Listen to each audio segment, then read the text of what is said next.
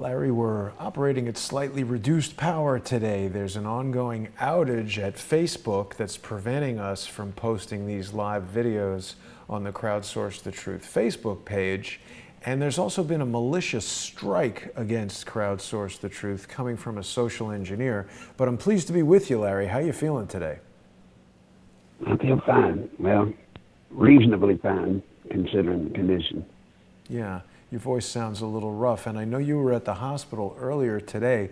Before we begin, Larry, and I know you don't like to talk about this too much, so I will do it for you. I really want to encourage people who are watching, particularly if you're watching us every week. These broadcasts, as you know, Larry, are seen by thousands of people each week.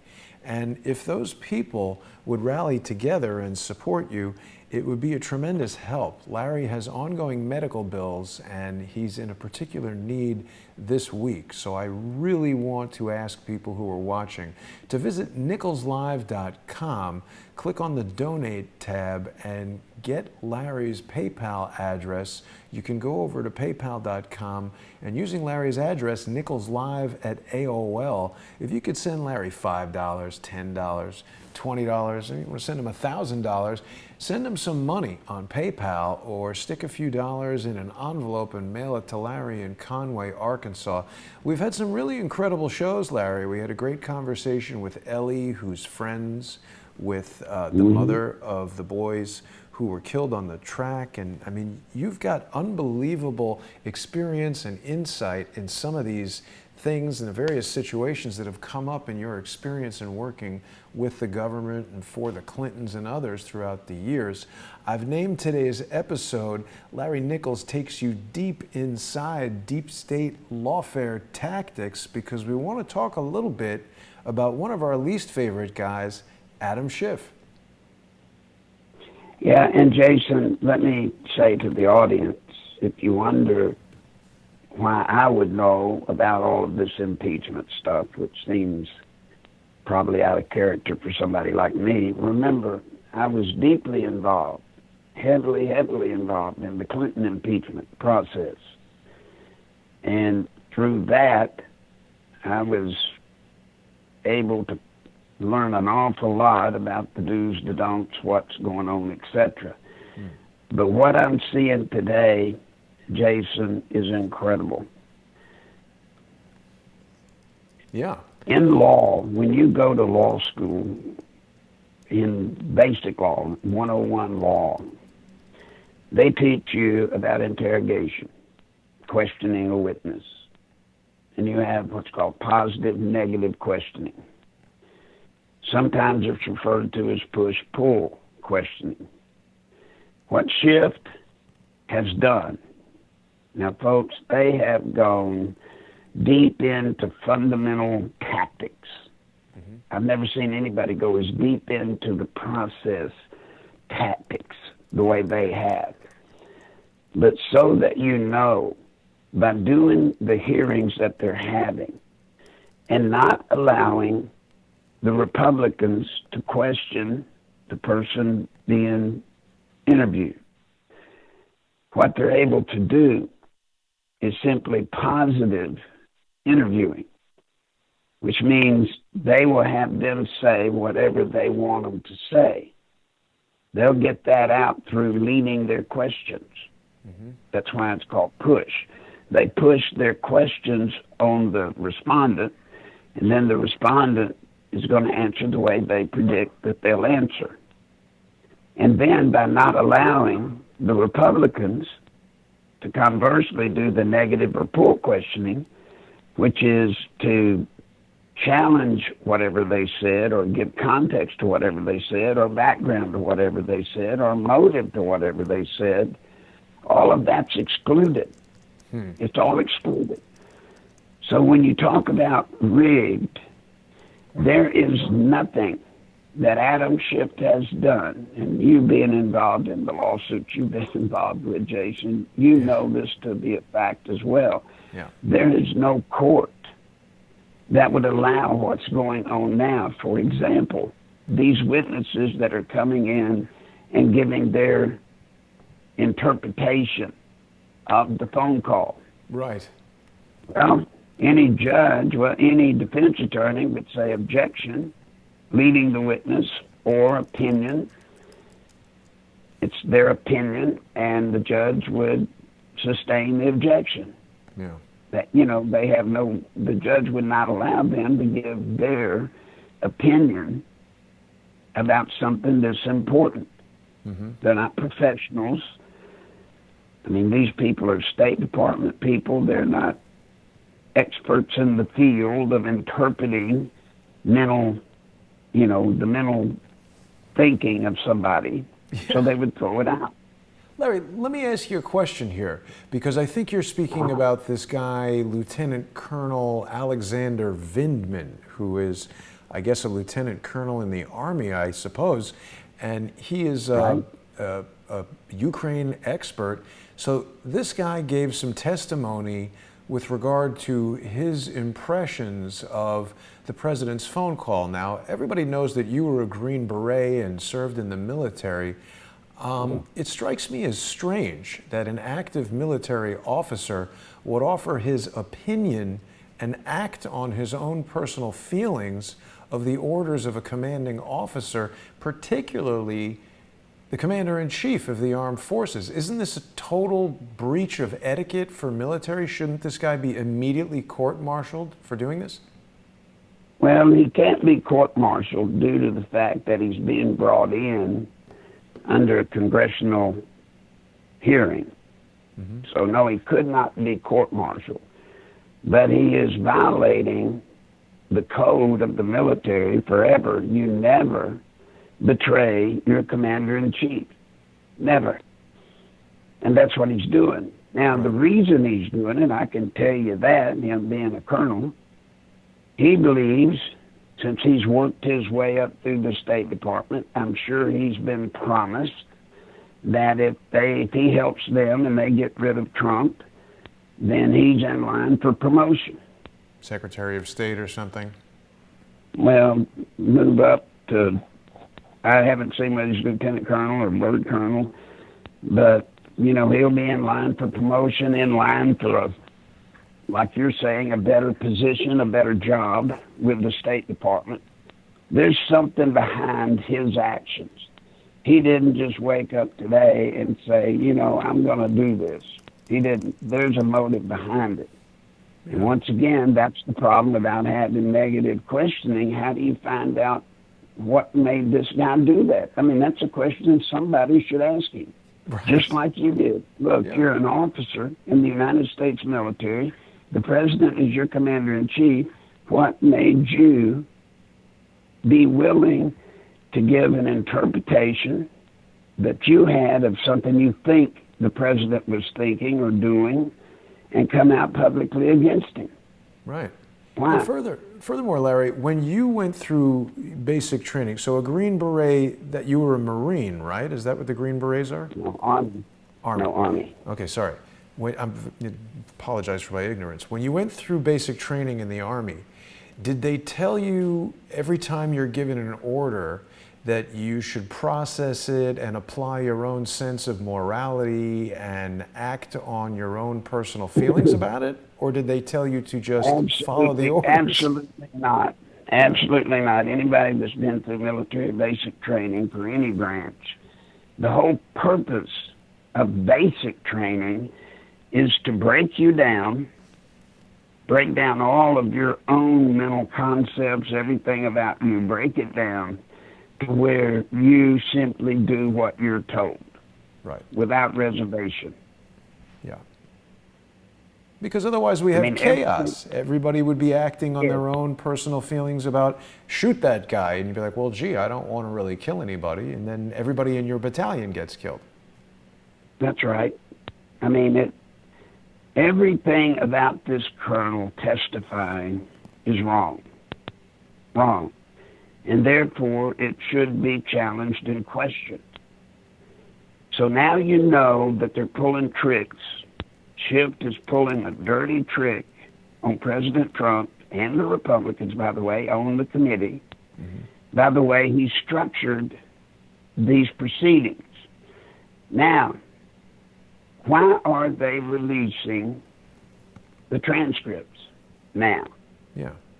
what prompted them, Jason, to release the transcripts now? I don't know. And what I'm telling you is Pelosi and Schiff have gotten word, they believe, that the FISA IG report is fixing to be dropped, fixing to come out. And this is designed to occupy the news cycle. Now, if the administration is smart, or if Barr is smart, which he is, there is no way now I would release the FISA report to the public. I would let this attempt go by. They wasted their ammunition, so to speak, by pulling it out now. They should have at least waited until it was dropped and then bring them out. But they were so sure it was coming out that they went ahead and came out with the transcripts.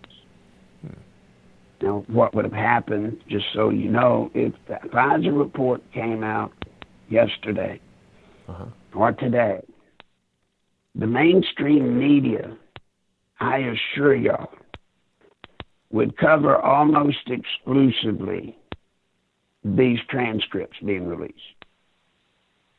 There's no way they would give full media coverage to the FISA report. No way. And they would have somewhat of a legitimate excuse. They would say, look, we have these transcripts. That's what's really important. And that's what the people want to know. So once again, you see Schiff and Pelosi playing dirty pool, even in the way they're releasing information from these hearings. Yeah, I mean, I feel like this FISA report is just, it's like Christmas. When is it coming? It just keep talking. Christmas is coming sooner than the FISA report, it would seem. They keep talking about it. Well, the thing I have tried to warn everybody, the FISA report is significant in that it leads to some legal determinations having to do with Comey, having to do with everybody that signed those FISA applications, every one of them. And so it is incumbent on Barr to make sure that he's dotted all his I's, crossed all his T's, because he's going to have one shot at this, Jason. One shot. Yeah. And if, for example, in the FISA report, he determines, this is an if, I'm not saying it, like I know something. I'm just saying if, for example, he chooses from the FISA report to impanel a grand jury for James Comey. He better have his ducks in a row, because he'll get one shot at it. Right.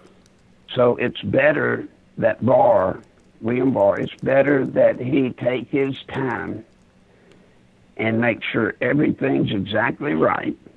And just like you see today with, if he released it at the wrong time in a news cycle, it doesn't benefit the American people. The whole point of releasing as much as he can, declassifying as much as he can of the FISA report, is in the interest of giving to the American people what actually went on. So it's kind of weird, connecting, for example, the media news cycle to the legitimate legal side of it, but it is important in this case. It's important for the American people to know what happened. Yeah. So he has to guard that, and he is. Well, that's good to know. I mean, there's a lot of talk on Capitol Hill that Adam Schiff should be the first witness that the Republicans call. I mean, basically, Schiff has been manipulating this crazy hearing, inquiry the whole entire time. It was a little bit surprising to me to learn how much of an ad hoc process this is. There haven't been that many impeachments in the past, but yet it still seems so important that there should be a more clearly defined set of rules as to how it goes. A lot of people, I think Jim Jordan said this morning or yesterday, that Adam Schiff is making it up as he goes along. That's not an exaggeration. That seems to be exactly what's happening. Well, that's the luxury they have under impeachment. There are very few actual laws governing impeachment, Jason. It's so very weird. few actual laws. You have historical rules, and those are the rules that the House has followed in the past in a few other impeachment inquiries that have happened. But those are historical rules. Mm-hmm. They don't have to follow them, to be honest. They don't. As long as they're not afraid. And you see, this is where they've got us today. This is why you and I worry so much about the nation being in so much trouble. In days gone by, there would have been a time, years ago, when if the Democrats in the House pulled this kind of stunt, the media would have lambasted them and driven them out of office. Literally. Would have rode them until they had to give. Not today. They control the media. And what's worse, the media works in concert with Adam Schiff and Pelosi. Yeah. It's absolutely true, Larry. A lot of people talk about how Bill Clinton signed into law something that allowed the consolidation of media, he basically overturned a previously existing statute that prevented too many people from owning local stations or something like this. What was that all about? There was a time when you could not own, for example, in New York, you could not own a newspaper and own a radio station or a TV network. Mm-hmm. You couldn't. In a single market, you could only own one media source. To allow for competition and checks and balances and not be able to control the media. Bill Clinton changed that and opened the door for what we have today. Now, the media is controlled by 10 people, just about nationwide. I think even less since Disney bought Fox. Mm-hmm. Well, you got Comcast, Disney. And another thing people don't realize, when you go across the nation, Jason, cable companies, 60% of the cable networks in America don't cover Fox News, don't carry Fox News Network. Huh. Wow. I'm sorry, 40%, 60%, but 40% don't even carry Fox News Network. Wow. So if you started a new network, which somebody with money obviously could do, the problem they have is they couldn't possibly get that network picked up by the cable companies. Right. Well, that's happening, OAN and stuff like that. Right. Their reach would be marginal at best. Yeah. So this, I think, Larry, was the Telecommunications Act of 1996. I don't think this is the same. Maybe this does contain the Digital Millennium Copyright Act, but this was sort of like a big thing that it's amazing how they can hide these bits of legislation, little things inside these giant acts and whatever. It's amazing. I really appreciate your knowledge of the law. Obviously, you're not a lawyer, but as lay people, we're at a huge disadvantage to not know about these things and look at these things. I mean, we want this oversight of stuff, but nobody is really doing that for us. You got to do it yourself. Well, the other thing that Schiff has done, which I've got to say, if you're into evil strategy, it's actually pretty brilliant. Pretty brilliant. What's that? He's merging historical rules, playing with historical rules, and connecting it when he needs to written law. Now, what that means in lay language is he is setting a subpoena trap through historical rules, right? He can do anything he wants to do. He can compose any rules he wants for these hearings. He creates a hearing that everybody knows, especially the administration knows, is rigged, right? There's no way a rational human being that is working with President Trump or his administration, there's no way they're going to go into this hearing because it's going to be rigged against them. They're going to cut them down. They're going to tear them up, especially since they don't get to say what they came to say. They'll cut them off, and the only answer they're going to give are incriminating answers. Yeah. So you can't let people go to these hearings. You just can't. Well, it's going public soon, isn't it? Larry, there's some reporting happening. Well, there's some reporting right now which is saying that as this impeachment hearing becomes more public, the Republicans are considering putting Jim Jordan on the House Intelligence Committee during the impeachment. That's an interesting move, isn't it? Yeah. Simply because think about it. Somebody from Schiff's committee, they're the only ones that know what was said in the closed hearings. Right. So under these new rules by Schiff, they're not only dealing with the impeachment through Schiff's committee, but they're going into Nadler's committee, which is unheard of, never been done before. So what do you mean? They're having multiple committees prosecute this impeachment? Multiple hearings. Yes. Nadler is the Judiciary Committee, right? The House Judiciary? Right. Well, they're going to that, and they're going to which one was Jordan going to? I'm sorry, I lost Intelligence. Yeah. So Jim Jordan is on the Judiciary Committee, right? He's always hanging out there yelling at Nadler, and now they're going to move him to the Intelligence Committee? Yes, I think. That's news to me, so let me back up. I better double check. I've got to find that out. It's just out, really, right here.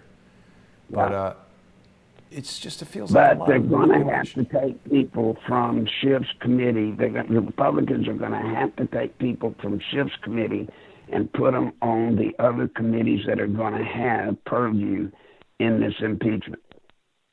Mm-hmm. Believe it or not, I have heard in Schiff's or in Pelosi's rules for this impeachment, the formal impeachment rules, they're considering, or they have set it up to where they can involve 6 subcommittees in this impeachment. How many were involved in the Clinton impeachment?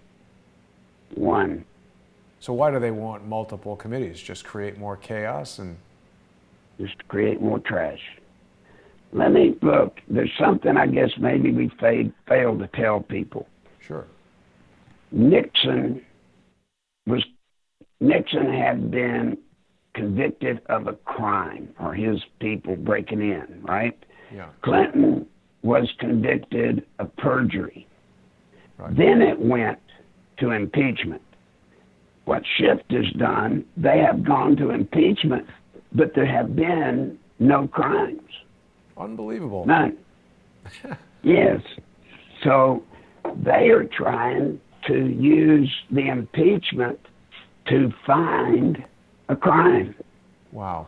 Which is tantamount to basically you're guilty until you prove yourself innocent. They're just going to keep going through different committees, looking at what Trump has done, and find some committee that maybe he has committed a crime in that they don't know about yet, but they're planning to look and find it.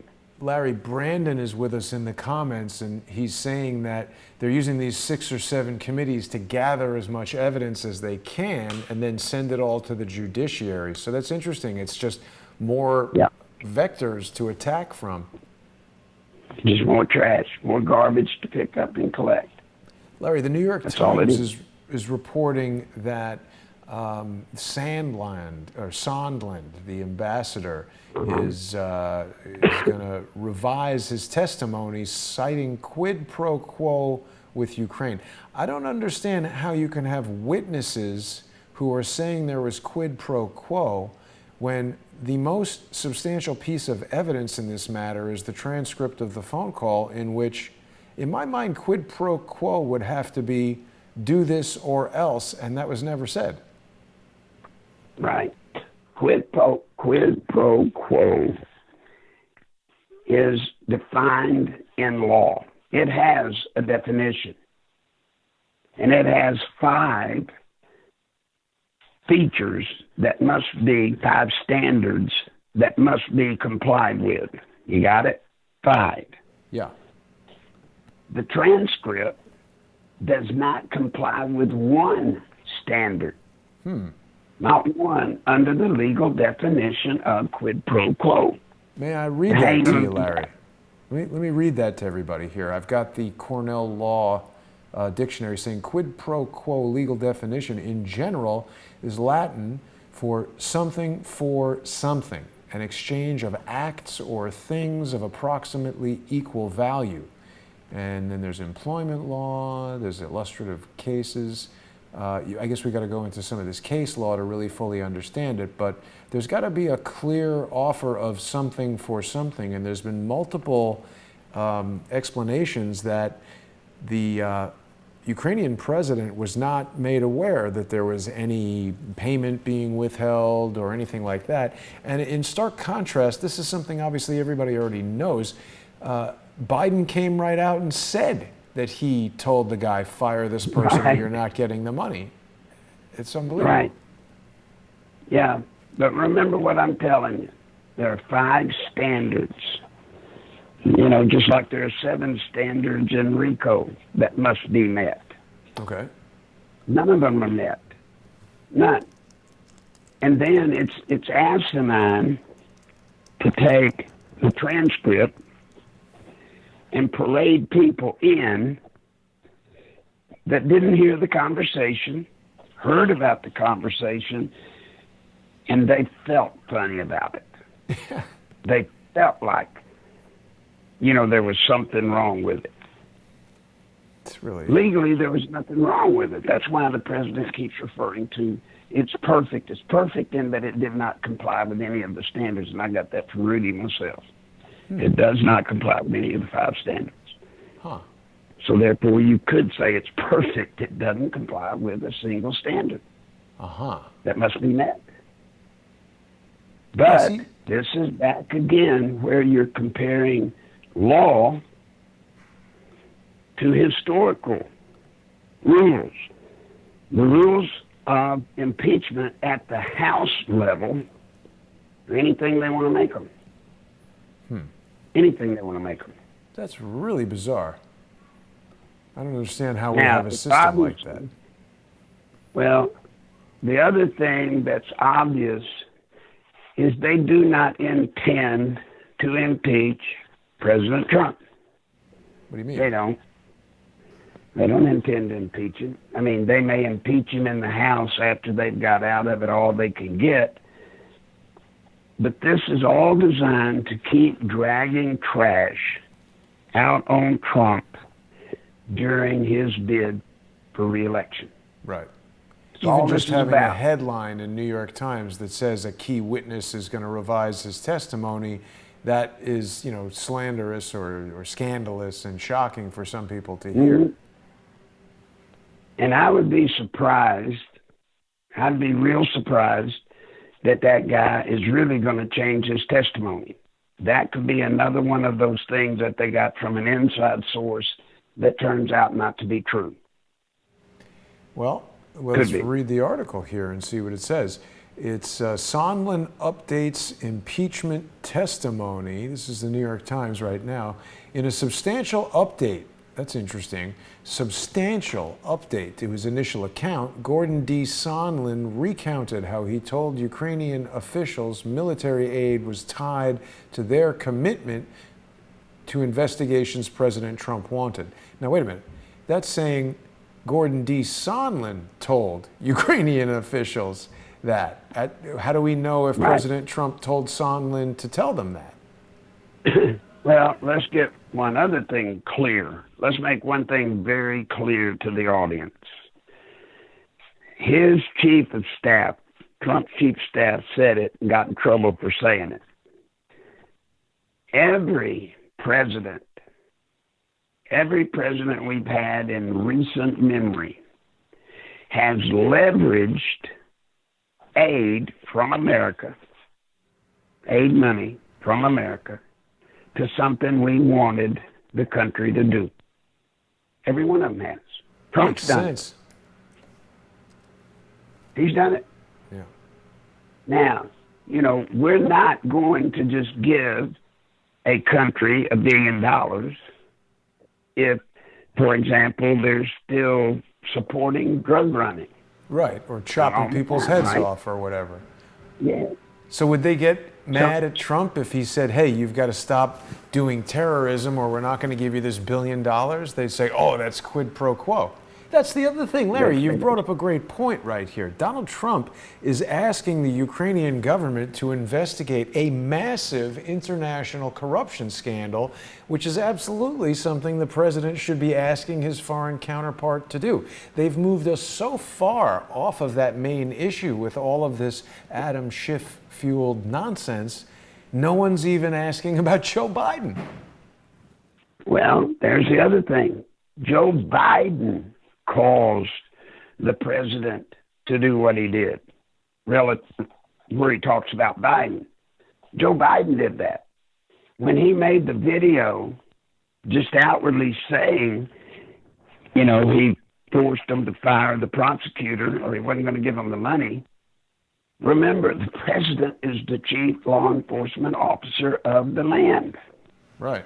Now, he has the duty when he's talking to a president of a country where something like that took place to ask to have that investigated. Does he not? Not only that, if he there's a doesn't, mutual he's not doing treaty. his job. Right. Think about it, folks. It's his job to do that. Joe Biden caused him to mention Joe Biden in the conversation.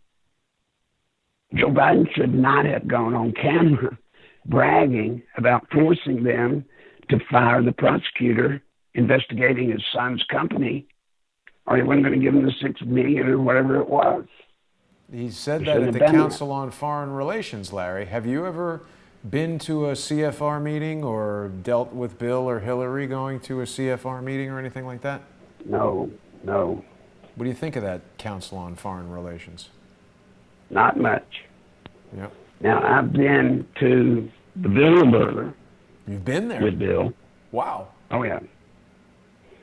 And went twice. Bilderberg.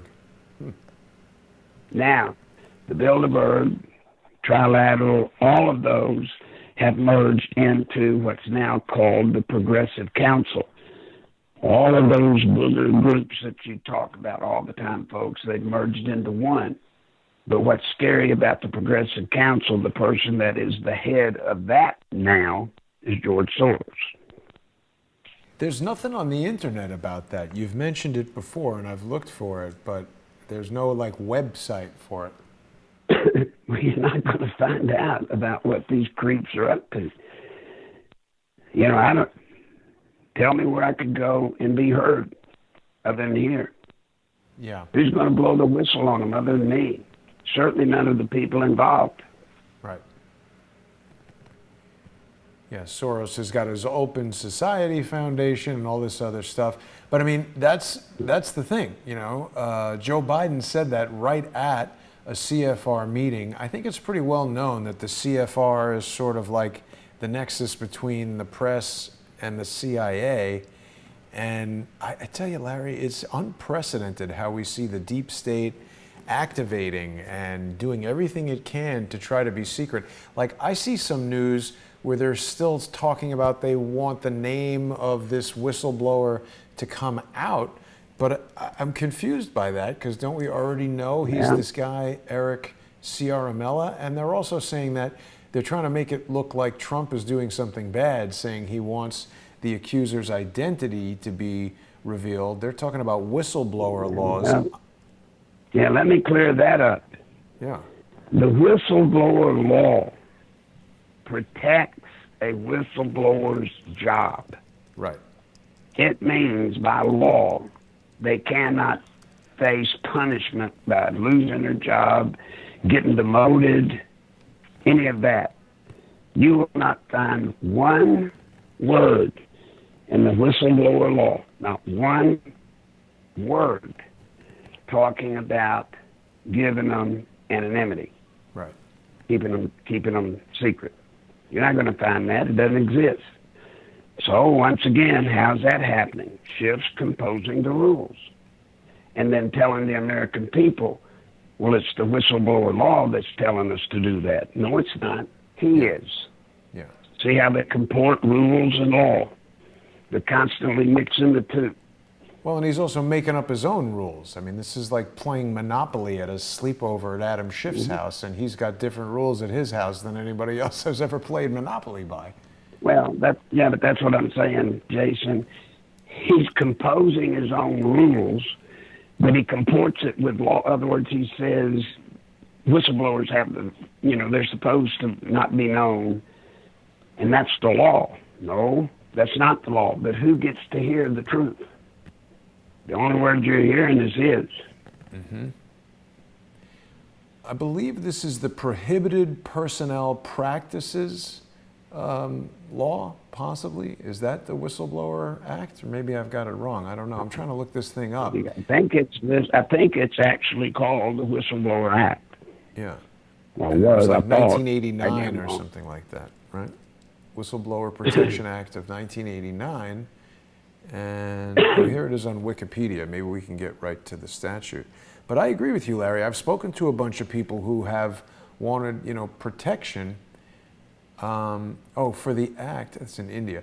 So the Whistleblower Protection Act of 1989, 5 U.S.C. 2302 B8 and 9, protects federal whistleblowers who work for the government and report the possible existence of an activity constituting a violation of law, rules, or regulations. Why doesn't somebody blow the whistle on Adam Schiff and get him in trouble? Mismanagement, gross waste of funds, abuse of authority, all of these things are what Adam Schiff is doing. A substantial and specific danger to the public health and safety, all of that. Federal agency violates the Whistleblower Protection Act if agency authorities take or threaten to take retaliatory personnel action against any employee or applicant because of disclosure of information by that employee or applicant. So very clearly, Larry, it doesn't say that it's intended to protect the identity of anonymous people who want to tell you stories about hearsay evidence. It's intended to protect people like Kevin Shipp and Robin Gritz, who come forward and say, hey, something's going wrong in the CIA or the FBI or the State Department or whatever, so that they can't just fire that person and not have their story be told. Adam Schiff is totally off the rails with this. Yeah, plus it would violate our foundational legal principle if it did. It can't say that, because if it did, it would be in competition with, you're supposed to be able to face your accuser. Right. See? I mean, it's all bogus, Jason. It's worse than bogus, Larry, because what you just said is critical. This idea of being presumed innocent until proven guilty, facing your accuser, these are all things that the Founding Fathers put in there so that the types of stuff that monarchs used to do, for instance, just decide that they don't like you because you got elected president and they don't like your haircut or your makeup or the way you talk, that they can just throw you in jail for anything. But that's what's being allowed to happen. They're trying to take away not only the power of the president as Donald Trump, but the power of the people. You've said it many times. We voted for this guy. He's the president. Schiff doesn't like that, so he's doing whatever he can as far as making up rules to get him out. Well, what you're seeing is the beginning of us becoming a socialist, communist country. Totalitarian. What you're seeing, these proceedings that you're seeing are exactly what you see every day in socialist and communist countries. It's done every day. It's just, that's what made America great. It isn't done here. But they are now. And Yeah. what's scary, this goes towards what I've tried to warn people. They are so sure that they're at the point where they can transform this country, transform our form of government. They're so sure that they're already applying the practices, the policies. They're doing them now. This is not American. This isn't the way America functions. And you know what's interesting, Larry? You and I have been doing this show for a long enough period of time that people could go back and look at the archived shows and sort of evaluate the things that you said a year ago. And I mean, they're basically all coming true. This is what you said, that the Democratic Party is going to go hard towards socialism, and that will involve an elite party that sits on the top and makes up the rules. And all the rest of us are going to be basically slaves, servants. I'll never forget when Adam Schiff read his interpretation of the telephone transcript. Yes, he called it a He parody. interjected all of that. Yeah, he called it a parody. But what he said after or before that, I don't remember if it was before or after, but he pointed out, he said, what Trump's doing, that's not our system of government. This is our system of government. I nearly fell over. Yeah. Because technically what Trump was doing was our system of government. The whole problem with the State Department, these career employees, when Trump came in, his policies didn't line up with those people that were there under Obama. They didn't like them. And this is the hazard of career employees in certain agencies. You know, they can double cross a president. They didn't like the way Trump was moving this country, our foreign policy. So they conspired to get him. And they have, and they are. I think they were a bit worried about the swamp drain as well, right? I mean, this is going to go possibly right to Adam Schiff. It's going to go to Schiff, you know, and the reason they're so absent of talking about what Biden did with his son is because that's been a standard practice for the politicians in Washington for years and years and years. How do you think they've gone in with a meager net worth, and then in a couple of terms, now they're millionaires? Yeah. Somebody's running a vacuum in the hallway over here, Larry. I apologize to you and the audience. It's very noisy.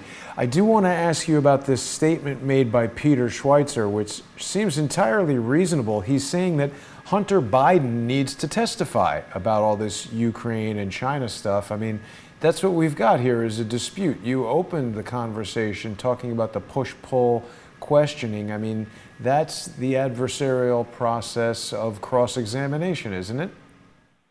Yes, it is. That's exactly what it is. It's a critical part of the justice system. Yes, it is. But remember, Schiff is not the justice system. Yeah. Now, I got news for Hunter Biden. I got news for Joe Biden. I got news for John Kerry's nephew or whatever he was that was working for the same place, making the same deal. Yeah. Barr's looking at it. And he's looking at it in the right way. Criminal. So there may be criminal application applied to that little situation. And now you know why the Democrats are just in the media just refuse to even mention it. They don't want to keep pouring salt on the wound. Yeah. We Are Awake is watching us on Periscope, Larry. Makes the comment that Hunter Biden is too cracked out. I think that's true. He's in a lot of trouble, that guy. You know, Larry, I want to take just another minute to remind everyone we've got some comments today from people who are having some difficulty finding Crowdsource the Truth on YouTube.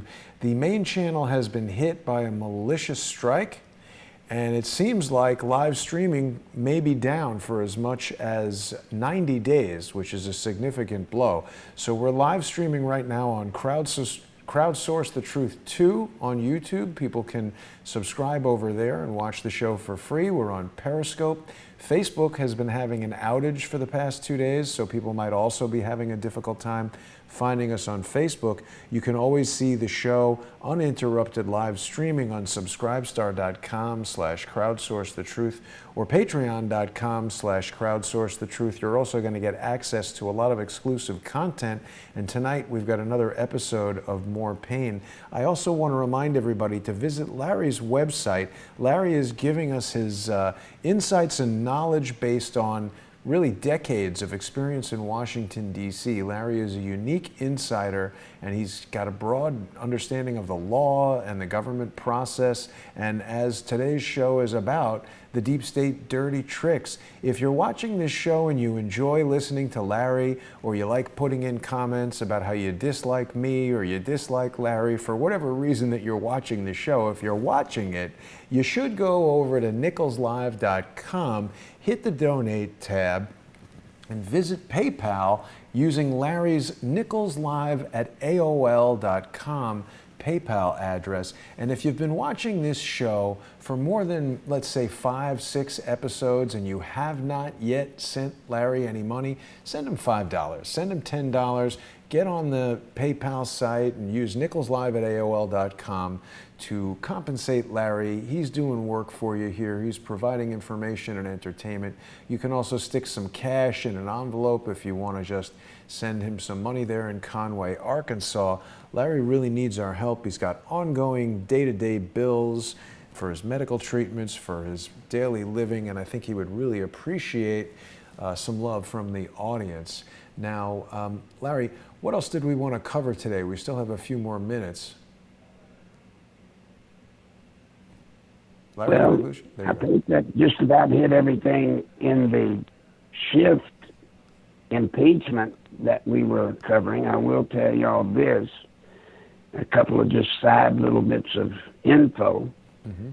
Comey's big-time lawyer that he had lawyered up with, when things started coming out that started leaking out from the Pfizer report and from Durham, mm-hmm. his big-time attorney quit.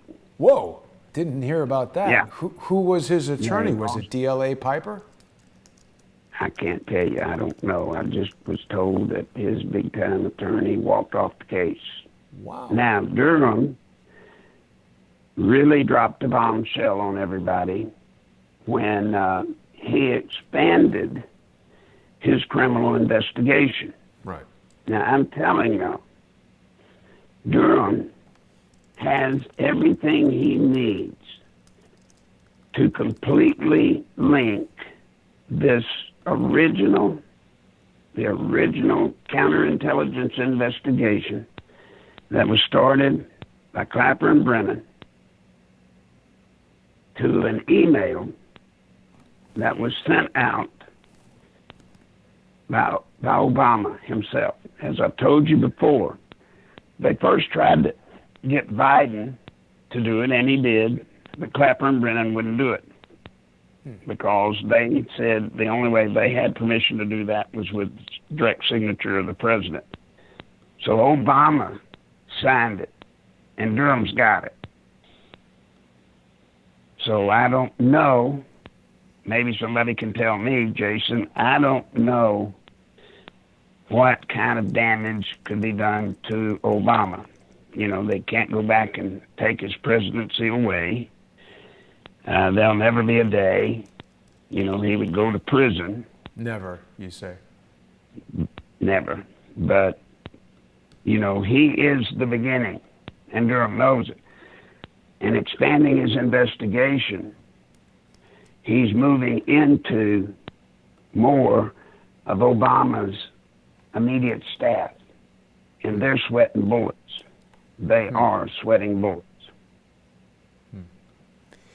Well, I can tell you that people who are watching on Periscope, we just got a message that, I know this isn't quite related, but maybe peripherally, there's a lot of people getting bad news and their representatives are quitting. I couldn't find the story about James Comey's lawyer, but Prince Andrew's public relations spin doctor has quit after just 1 month. So that's not very good news for Prince Andrew. I guess he's got a story that can't be spun.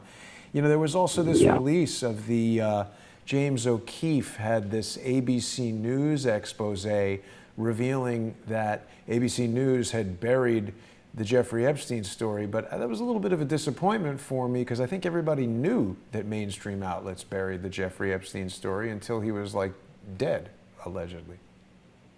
Yeah, the one that's not dead yet, and the story that may catch Schiff, where he may have to get a little more knowledgeable of the law, is Ed Buck. What's going on with him?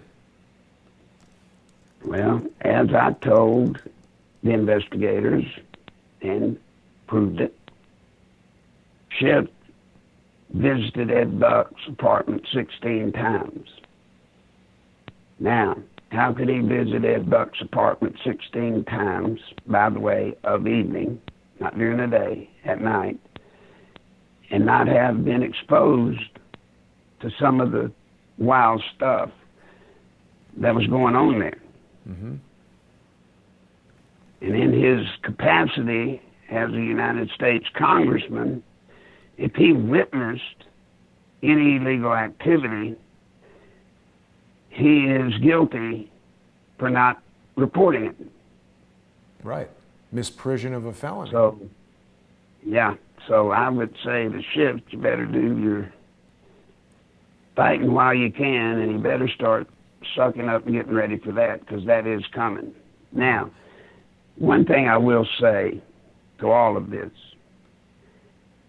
when the FISA comes out, when it comes out, immediately the media and the Democrats are going to claim that that IG report was just another attempt by Trump to obstruct justice, to cover up. Whatever comes out, folks, no matter how substantial it is, you have to realize 50% of this country, all they're going to hear is the Democrat side of it, the mainstream media side of it. And that's not good. But I don't know how to break that down. I don't know how to stop that. Right. Well, you know, people are also chatting here about, I think we mentioned this already, that lawmakers want to call Adam Schiff as the first witness. I have a feeling that we're about to see a pretty interesting battle basically play out in Congress. I think that Jim Jordan is, although not a lawyer, a tough and smart guy who doesn't sit down for nonsense. And Adam Schiff is going to be called out on the carpet. He is such a dopey looking guy and such a dopey guy. Every time I see him, it literally makes me ill to look at and contemplate Adam Schiff. Well, the other thing that I better tell the audience, and I've heard a lot of this, everybody is counting on Lindsey Graham to get Adam Schiff to come and testify in his hearing. He cannot call Adam Schiff before his hearing. Why not? Because it's a Senate hearing? It's the Senate. It's the separation of powers. Huh. He cannot bring Adam Schiff before his committee. Even as a witness? As anything. He cannot compel him, force him in any way. Separation of powers. Huh. And I think even Lindsey has made that statement a time or two, I think. What do you think about Lindsey Graham, Larry? He seems a little bit too much of a friend of John McCain to be trusted. You know, Lindsey Graham I don't trust as far as I could throw him. Lindsey Graham is strictly a front man for the military-industrial complex. Right.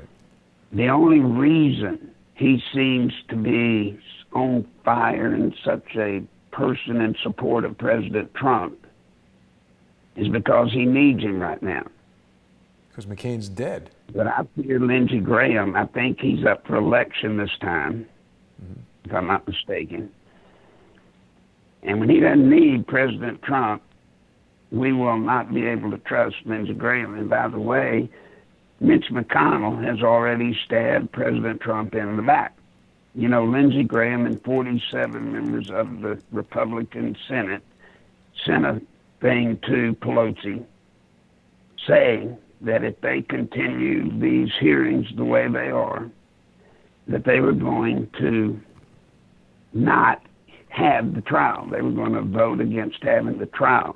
Mm-hmm. And then out of the blue, Mitch McConnell comes out and says if the House wants to have a trial, we'll have a trial.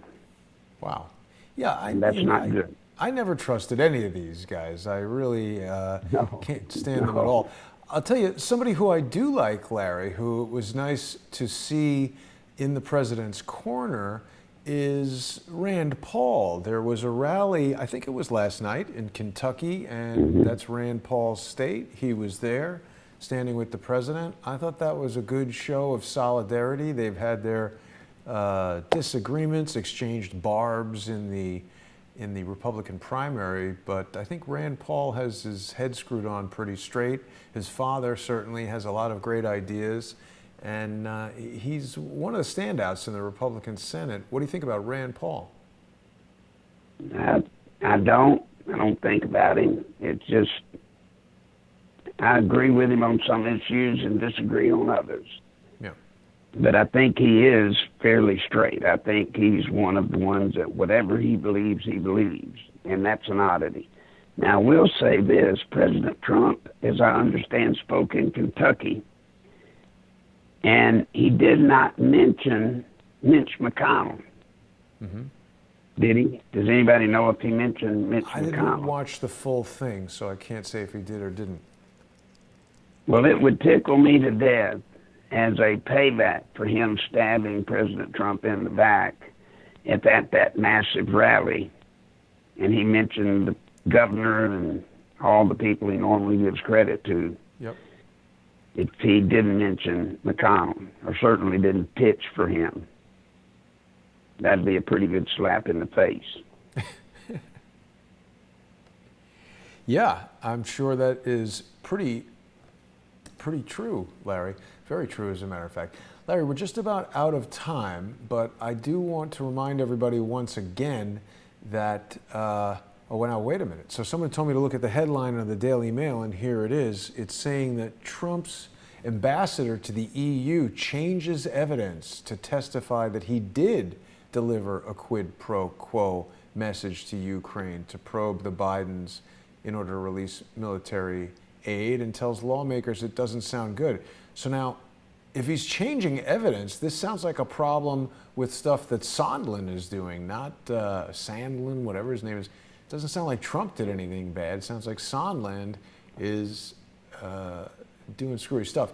So we'll have to look into that, but I was going to remind people at the end of the show here to visit nicholslive.com, click on the donate tab, and to help Larry out. If you've been watching, you know, we don't charge for people to watch this show, but obviously Larry spends a lot of time preparing this information, speaking to people on the phone, preparing with me on the phone, and it's taken him years to get here to understand these things in a way that he can share with us. So I hope that people will visit PayPal and use Larry's PayPal email address, nicholslive@aol.com. Send him some money. Instead of going and having a second beer or a cup of coffee or a pack of cigarettes, send $5 or $10 to Larry, and you can even stick money in an envelope and mail it to him if that's how you'd prefer to do it.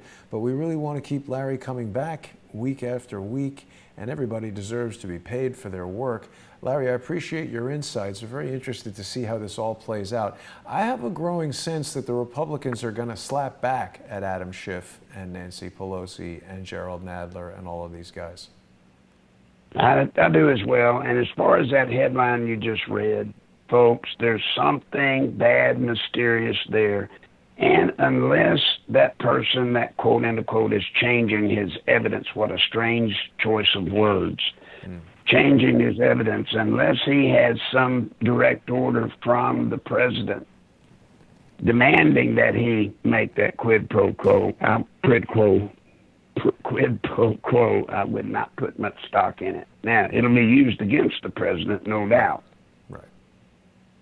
And also, real quick, Larry, UFC NHL is watching us on Periscope and tells me that actually Trump did invite Mitch McConnell up onto the stage at that rally. So they're sometimes pretty long, and it's hard to watch the whole thing. Yeah, missed a good chance. He should have slammed him. I would have. Well, Larry, perhaps 2024, you could get on the Republican ticket and we can get a bunch of people to vote for Larry Nichols for 2024.